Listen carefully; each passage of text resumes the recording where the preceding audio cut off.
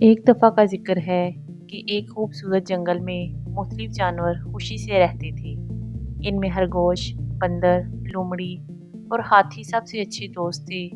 ایک دن انہیں جنگل کے پرانے کونے سے ایک قدیم نقشہ ملا۔ یہ کوئی عام نقشہ نہیں تھا، بلکہ ایک خزانے کی نشاندہی کرنے والا نقشہ تھا۔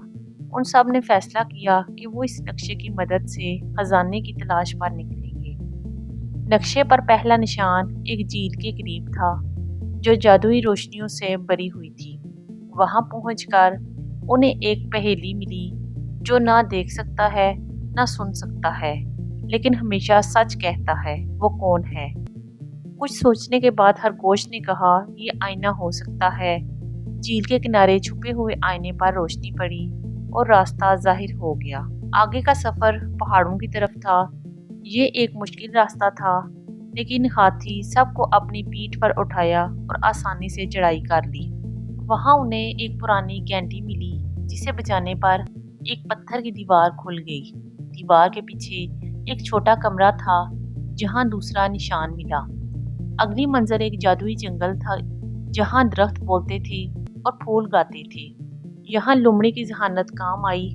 درختوں نے ان سے ایک معمہ پوچھا، کون سی چیز جتنی زیادہ لیتی ہو اتنی ہی پیچھے رہ جاتی ہے؟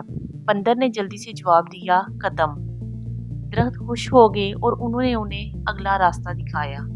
پھر وہ ریت کے ٹیلوں پر پہنچے جہاں سورج کی گرمی شدید تھی۔ سب تھک چکے تھے، لیکن بندر نے ایک چھوٹے سے بادل کو دیکھا جو ان کے لیے سایہ فراہم کرتا تھا۔ بادل نے ان سے دوستی کی اور انہیں ٹھنڈے پانی کے چشمے تک لے گیا۔ وہاں ایک قدیم پتھر پر خزانے کا آخری نشان موجود تھا۔ نقشے کی مدد سے وہ ایک غار تک پہنچے جو بڑی بڑی بیلوں سے ڈھکا ہوا تھا۔ اندر پہنچنے پر وہ ایک چمکدار صندوق دیکھ سکتے تھے۔ صندوق کو کھولنے کے لیے انہیں 4 مختلف چابیاں درکار تھیں جو راستے میں جمع کی گئی پہیلیوں کے جوابات کی مدد سے ملی۔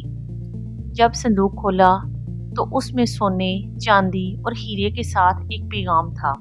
یہ خزانہ صرف ان کے لیے ہے جو مل کر کام کریں، دوسروں کی مدد کریں اور ایک دوسرے کا خیال رکھیں۔